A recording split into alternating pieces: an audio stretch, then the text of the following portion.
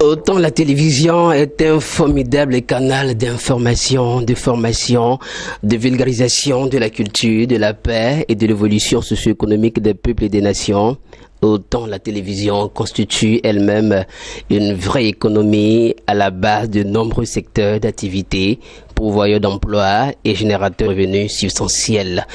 Quelle est la situation de l'industrie audiovisuelle en Afrique et plus particulièrement en Afrique? C'est autour de cette réflexion que nous plantons le décor de ce numéro de Plateau d'affaires et c'est sur Business 24 Africa. Je suis très heureux de vous retrouver et ce plaisir est partagé par mon invité de ce jour, Philippe Dinasera. Il est président directeur d'un site d'information Abidjan. Politiqueafrique.info, un autre regard sur le continent africain, n'est-ce pas? Sur la politique africaine. Et juste quelques détails.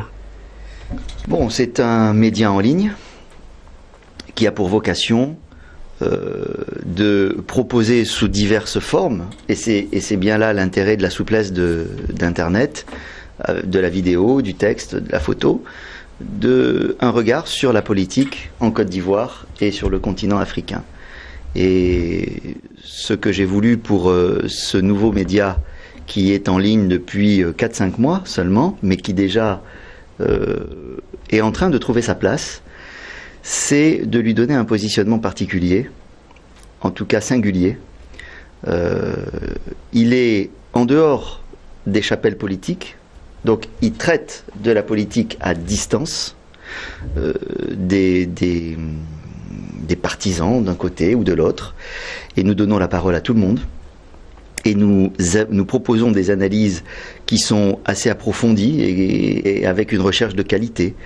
Et donc, ces trois éléments que j'essaie de faire vivre tous les jours avec mon équipe, c'est-à-dire la spécialisation sur le récit de la vie politique et des politiques publiques, le fait d'être à distance des chapelles partisanes et le fait d'essayer de rechercher au maximum la qualité, fait que petit à petit, j'espère qu'on va creuser notre sillon et imposer notre regard. Alors, vous ne faites pas de la politique politicienne, je pense que la politique liée à l'économie, à la société... À la vie des gens, bien entendu.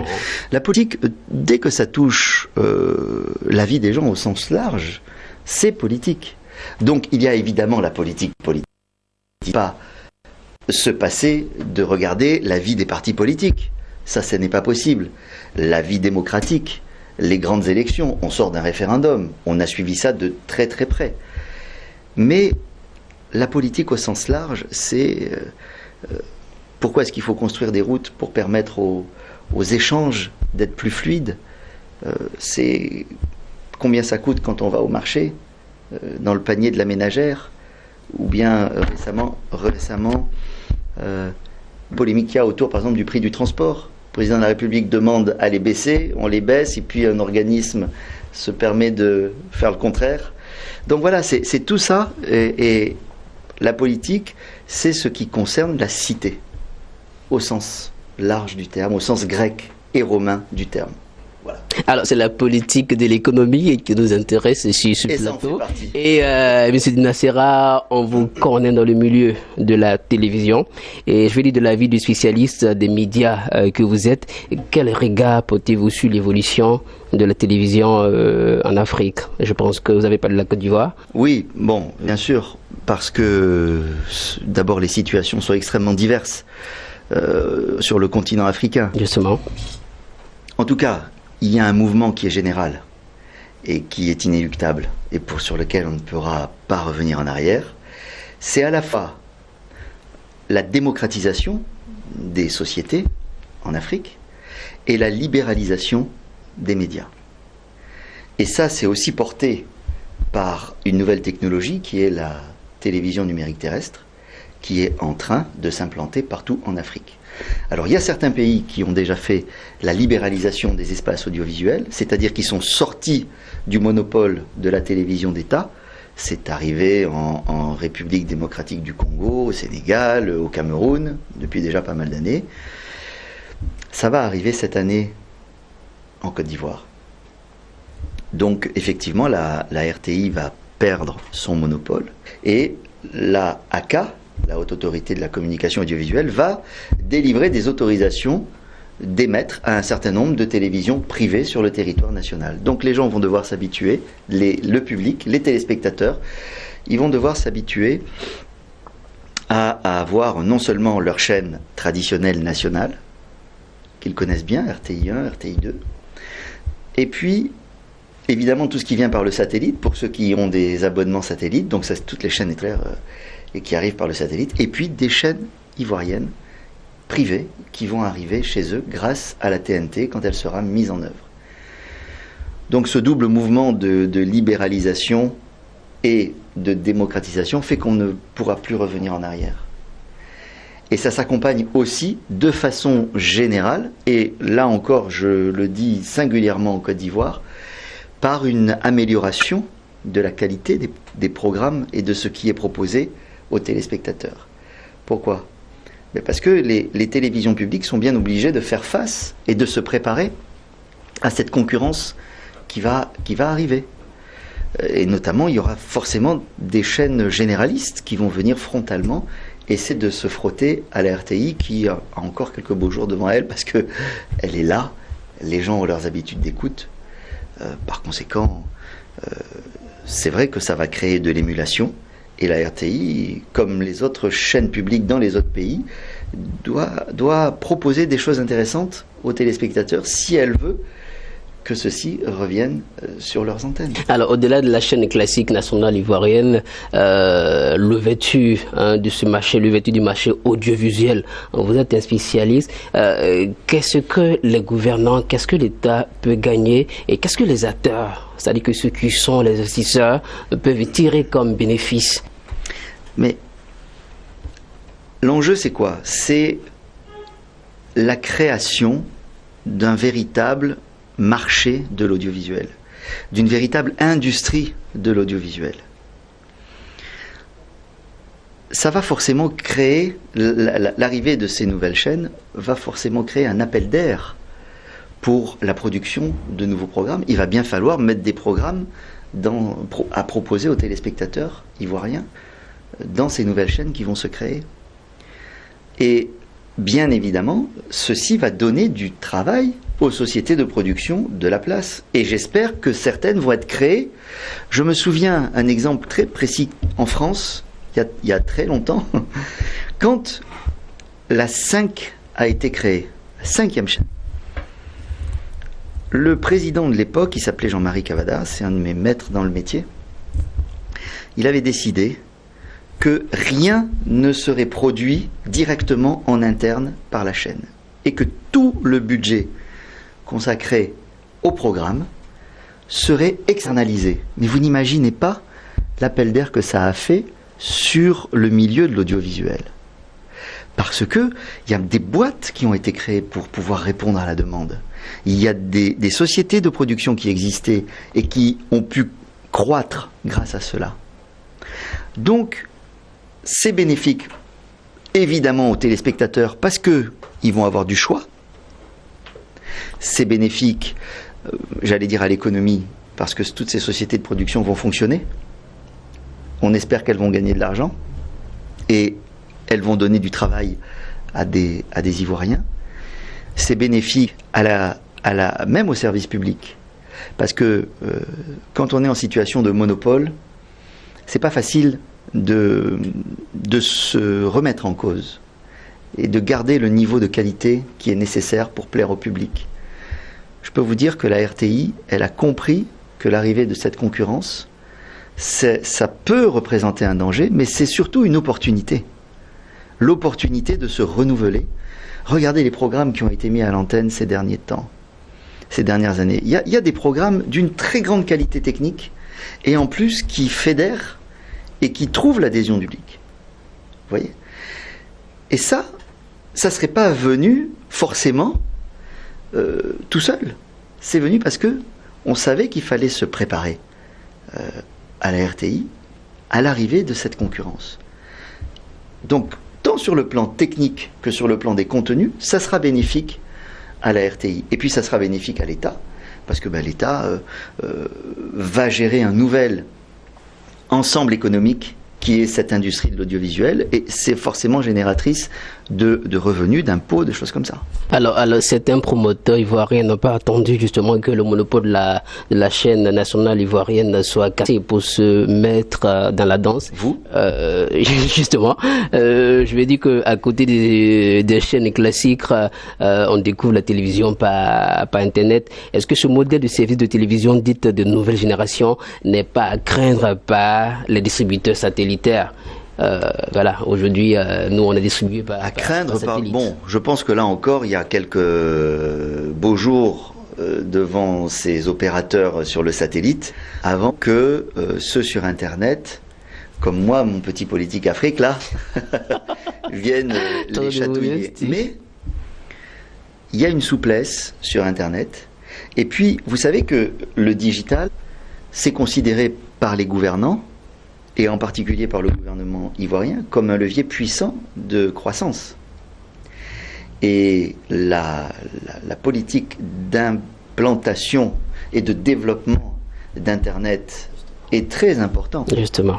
Alors, on n'est pas encore tout à fait mûr, c'est pas encore tout à fait bien distribué, il n'y a pas encore tout à fait le monde qu'il faut, mais écoutez, c'est forcément l'avenir. Il suffit de regarder ce qui s'est passé ailleurs. Ça se passe maintenant ici. Donc, évidemment, il y a des opportunités, il y a des médias qui vont prendre place dans l'économie numérique. Et moi-même, avec politiqueafrique.info, c'est ce que nous faisons. Et je pense qu'on va essayer de mettre le pied dans la porte et d'être présent dans la place avant qu'on soit dans une forêt vierge médiatique sur cet espace-là. Mais je crois que ça ne va pas forcément venir concurrencer les opérateurs qui sont sur le satellite. Ce sont deux choses différentes. Dans une chaîne comme la vôtre, il n'y a pas de texté. Je veux dire, vous faites de la télé et uniquement de la télé. Maintenant, dans un média en ligne, c'est ce qui aussi fait son attrait. Il y a différentes voies d'entrée sur les sujets. On peut faire du texte, de la vidéo, des photos, du son même, que de la radio. Et donc, bon, ce sont deux modes de traitement de l'actualité qui sont différents, sur des supports différents. Alors, est-ce que c'est avec des publics différents? Ça, ce serait à examiner de plus près. Je peux pas le dire, je pourrais pas le dire, j'ai pas d'études qui me permettent de l'affirmer. Mais il y a la place pour tout. Ok, alors, avec le faible taux d'opération de l'Internet et le coût parfois élevé de la connexion, est-ce que cela ne peut pas être un handicap à l'expansion de ce modèle, mais aussi à l'épanouissement de la presse en ligne? Parce que vous, actuellement... Mais ça, c'est le cas aujourd'hui. C'est le cas aujourd'hui. Effectivement, la connexion est peut-être un peu chère. Le taux de pénétration n'est pas encore suffisant. Mais moi, j'ai confiance. Parce que si le digital ne se développe pas sur le continent, le continent sera handicapé sur le plan de la communication et sur le plan médiatique. Donc moi, je n'ai pas d'inquiétude sur le fait que ça va se développer et qu'avec ce développement-là, les coûts vont être réduits, ce sera plus facile d'accès pour les abonnés, pour les gens qui veulent avoir Internet, accès à Internet. Donc, c'est peut-être pas évident au début, mais si on arrive à tenir la distance, je pense que c'est l'avenir. Regardez la presse écrite. Il y a quand même de grosses difficultés économiques liées à la chute des ventes des journaux. Or, fabriquer un journal, c'est quand même très très cher. Le papier, c'est rugueux, hein. Et vous voyez que tous les journaux dans le monde entier font une migration vers Internet. Il y en a même qui étaient des journaux hyper puissants, traditionnels, centenaires, qui ont abandonné le papier pour ne se mettre que sur le digital. C'est que bien il y a une réflexion à cette base-là. Alors on n'en est pas encore là ici en Côte d'Ivoire et sur le continent, mais vous voyez que la voie est tracée et que le digital et l'Internet aura forcément sa place. Alors, vous êtes un patron de presse en ligne en Côte d'Ivoire. On sait aussi que vous êtes un un spécialiste dans le domaine des médias en Côte d'Ivoire et en Hexagone. Alors, une rencontre à Abidjan autour de l'industrie audiovisuelle et de l'économie numérique, est-ce que cela peut susciter un intérêt pour vous? Oui, parce que quand les professionnels qui ont différentes compétences, différentes complémentarités se mettent ensemble et se rencontrent, de quoi vont-ils parler? De métier et de perspectives et d'affaires et justement du développement de tout ce dont on vient de parler. La télévision sur le satellite, la télévision, la TNT, le numérique, tout ça va ensemble. Et puis, vous savez, il y a un mouvement qui est inéluctable à cause de la technologie. C'est la convergence des médias. Donc, aujourd'hui, ils sont encore très séparés, mais la convergence des médias, c'est le fait que, finalement, vous allez avoir des entités qui vont produire de l'information sous différents supports, et puis vous aurez des journalistes qui vont être spécialistes en tout, c'est-à-dire qu'ils seront capables de travailler aussi bien sur la radio, l'écrit, la télé, la vidéo, etc. Vous regardez aussi le type de fonction journalistique. C'est pas encore très développé ici en Côte d'Ivoire, mais les JRI, journalistes reporters d'images, ce sont bien des journalistes qui sont donc des rédacteurs comme on a les rédacteurs au sens traditionnel du terme, mais ils sont aussi caméramans, ils sont aussi preneurs de son, Moi, j'en suis. Ils sont aussi monteurs, alors bravo, parce que ça c'est homme orchestre de la télé, c'est l'avenir. C'est l'avenir. C'est comme ça que travaillent toutes les chaînes d'infos, et c'est comme ça que forcément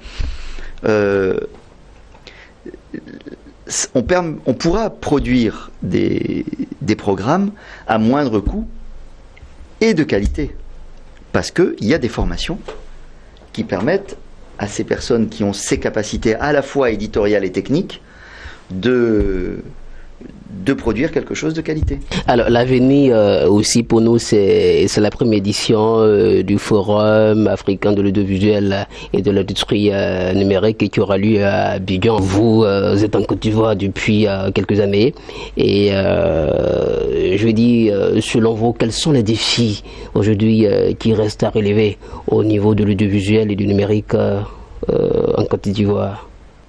Le défi de la qualité reste important, mais franchement le mouvement est largement entamé vers cette qualité.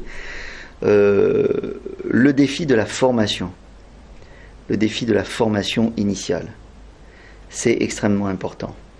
Et là encore, je constate que par exemple une école comme l'ISTC, depuis qu'elle est dirigée par un journaliste renommé, M. Damboussa, écoutez, véritablement, il y a une plus grande prise en compte de la qualité des futurs professionnels qui sortent de cette école.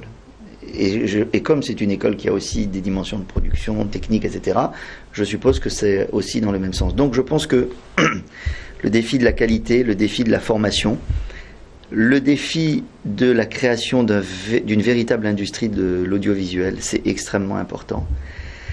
Pour sortir d'un système où les sociétés de production soient sous perfusion des annonceurs.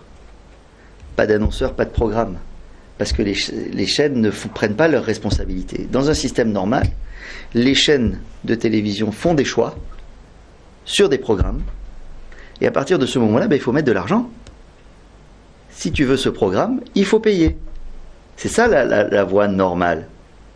Et à ce moment-là, s'il y a besoin de chercher des compléments de